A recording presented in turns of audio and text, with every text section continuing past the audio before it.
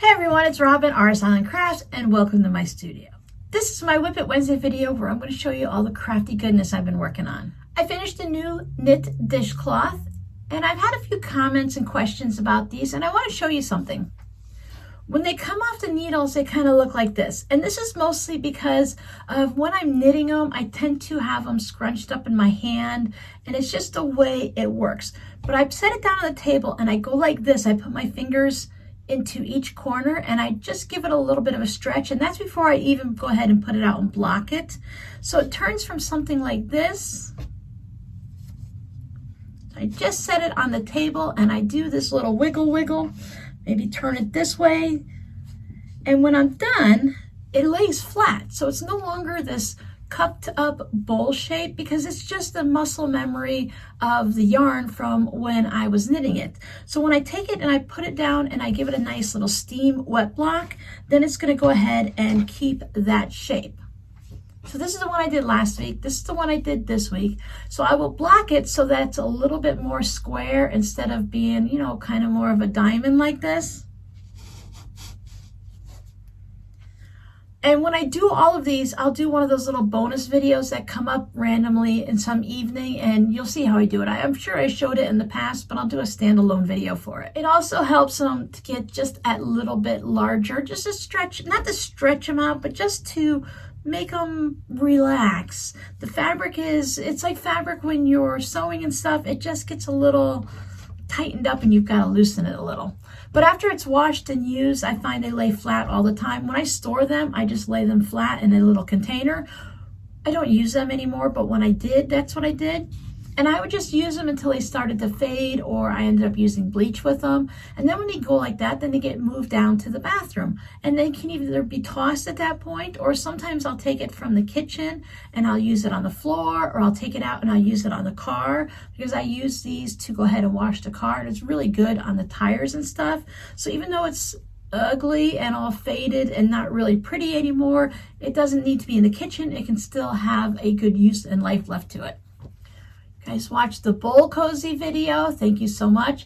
This fabric is just sunset. You know, it's just the colors of sunset. I actually watched I should say sunrise, because here the sunrise is more reds and oranges and the sunsets are more pink and purple, at least in the summer. I worked on an upcoming tutorial. It's all recorded and edited and just waiting to come up. These are corner bookmarks. I listen to a lot of audiobooks and read on a Kindle, so I don't have too many books anymore in the house. My daughter's taken all the ones. Rob and I used to have bookshelves full of books. We used to pick them up all the time, whether they were new or they were from like a garage sale in the thrift store. But after a while, between the kids' books and our books, when we were having to move all the time, it got to be a little bit much. So we pared down to our favorites, and my daughter has them all. So here's one of my crafting books. This one is Modern Selvage Quilting by Rielle Nason. I'm sorry, I don't know. I can't say her last name. And I don't know if that's backwards or not. But anyway, when you're reading a book,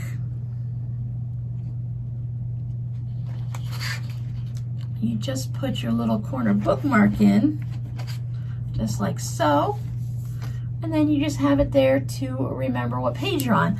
And I haven't used these yet, but just playing with them a little bit for the video, I like that you can take a whole bit. You don't have to put something in here that could put some stress on the spine or anything like that.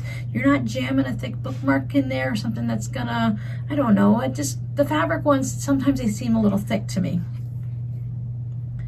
But you can always like highlight sections. You don't just put it on one page. You can put a whole chunk of pages in there, even though it's telling you that it's on this page. Isn't that a fun quilt? You can always highlight a chapter or whatever. I don't know, I just thought that was kind of interesting that you could do that. So I have this one and a puppy dog one. So that's an upcoming tutorial. It might be on the 27th or it might not be till June. It all depends. I'm waiting on something to come in the mail, and that might bump these down the list a little bit. I decided this weekend that I wanted to just sew. I just wanted to have some fun. I didn't want to do YouTube stuff. I don't mind. Etsy things doesn't bother me because I don't mind talking in conversations. I don't mind sewing for the Etsy shop or getting things just ready. Now, I don't want to spend like my free time where I'm giving myself days off putting things into the shop, because that's a little bit of extra work. But sewing for the shop, I consider that's fun, so that's not like work. So this past weekend, I gave myself the entire weekend off. I did very little commenting here on YouTube, answering comments and stuff like that. I will always answer a question if I see it. If it's something that needs to be, responded to right away, I like to go ahead and get those right away. But just in general stuff, I wanted to lock myself in the room and just have fun. So one of the things I worked on, and as I'm looking at it, I realized I'm wearing a purple shirt. I have my purple mat face up, and I made a purple project bag. So this is like the cross stitch one that I showed you previously. It has the 2.5 inch charm squares. It's got purple on the inside, dark purple on the back. It's got the same binding all around this from whatever I used on the back. You can see that the binding is the same. So those mini charm squares there.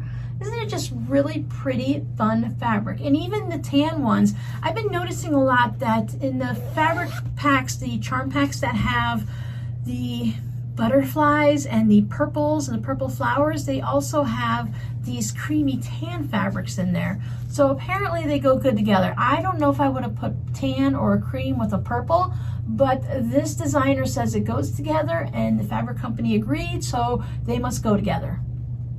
The only thing I can think of is flowers and the earth, and I don't know, but that's just kind of probably stretching it. But I have a nice little purple tassel on, and there will be a tutorial coming up. I'm just waiting on a couple things to happen, so this one might be at the end of May on the 27th, or it might be in June, but it's coming. I had fun making it, and I have a whole bunch of mini charm squares and some charm square packs and stuff set aside that I want to make more of these. So this one is going to be going in the shop. This is going in the shop also. These I'm going to put in my little gift box for Etsy orders as a little tuck-in. The other thing I worked on is not purple, but I had so much fun working with this. I made 7 zipper pouches on Sunday. This took me the most of Saturday to do, and I'm starting to wonder, am I a slow sewer? Because these were already cut out, so I just had to sew it all together and then quilt it and quilt the back and put it together and put the binding on, but it was an all-day process. So I'm starting to think that I'm either getting interrupted and sidetracked too often, or I must be a slow crafter. Or I'm just being a little hard on myself. I think I'm getting a little sidetracked throughout the day, which is what my problem might be. But I did make 7 zipper pouches. Check these out. I'll just hold them up like this for a second, and then I will do an individual. Always got to get a picture for the thumbnail, right?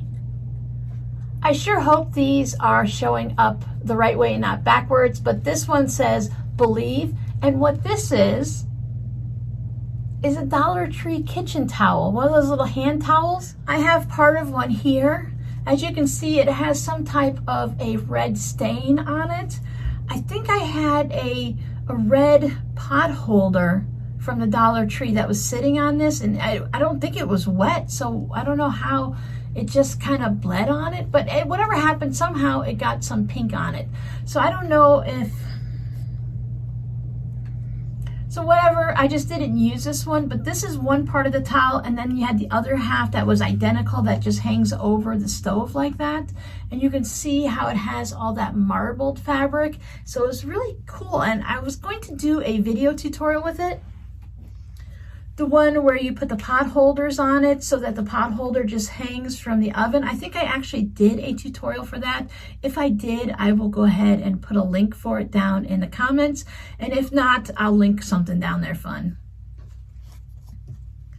But these towels aren't absorbent. They're very polyester-like. They don't absorb water. They're purely decorative, so they don't work as a kitchen towel.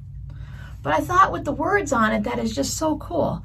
And then I put this gray fabric on the back, and these are very squishable. I just used some interfacing on them because of the towel material was strong enough, and this fabric was also sturdy enough that I figured for a pouch like this, it can just use some interfacing, and I just use a light gray for the inside.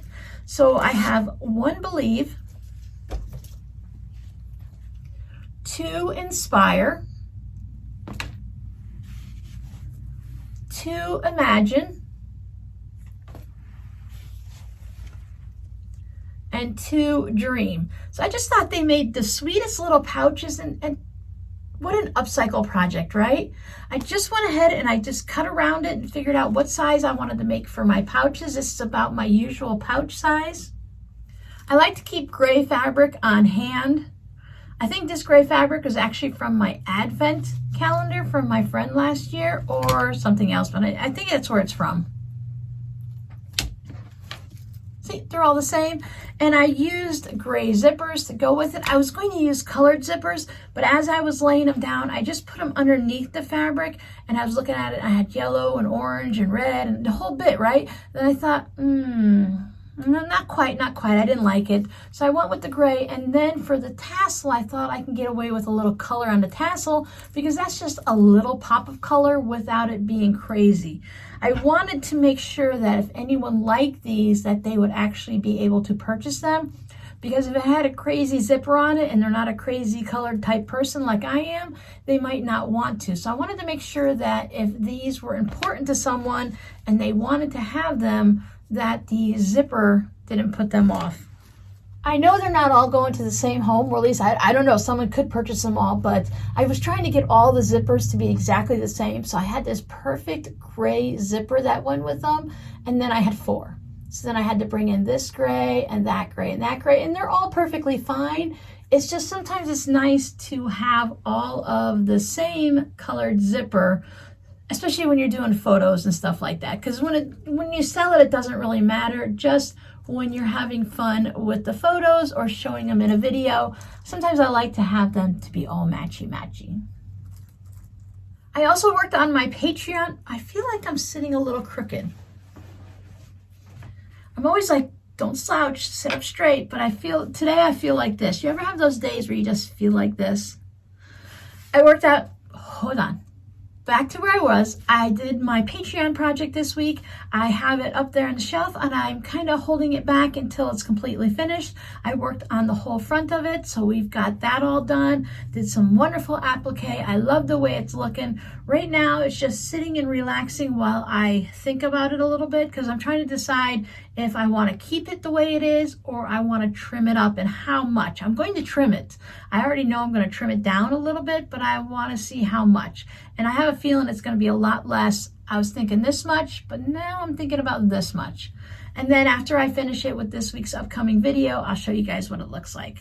I'm always torn. Do I show the Patreon project or do I keep it just on Patreon? It's something I worked on, it's something I'm proud of, or something I'd like to show off.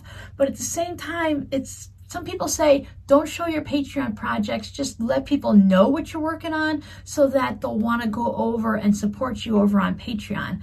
And I don't know, that doesn't feel like me. And that may work for some people over there, but for me, I'd rather say, hey, this is what we're working on. You want to work on it too? Come on over and join us.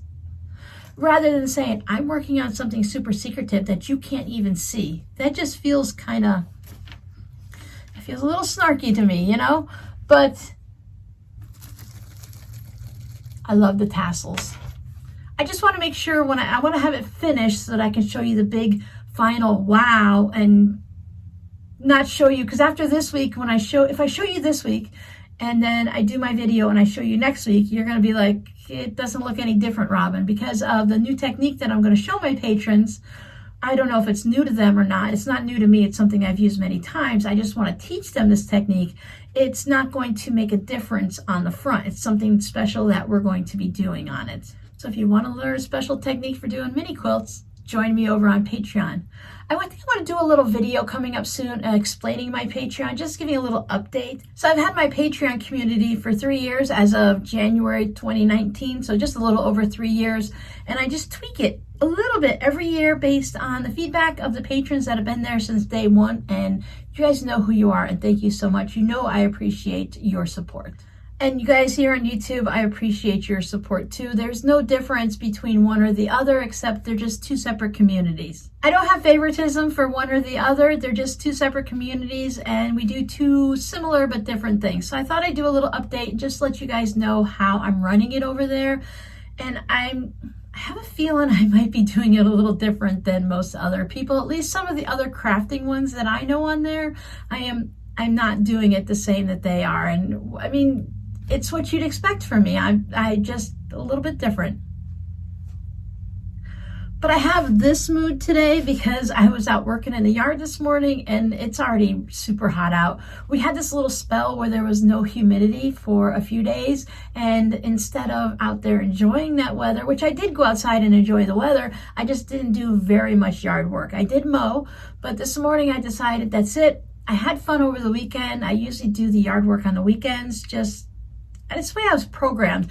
You go to school Monday through Friday, your parents work Monday through Friday, you do yard work as a family on the weekend. So that's kind of always stuck in my mind, old habits.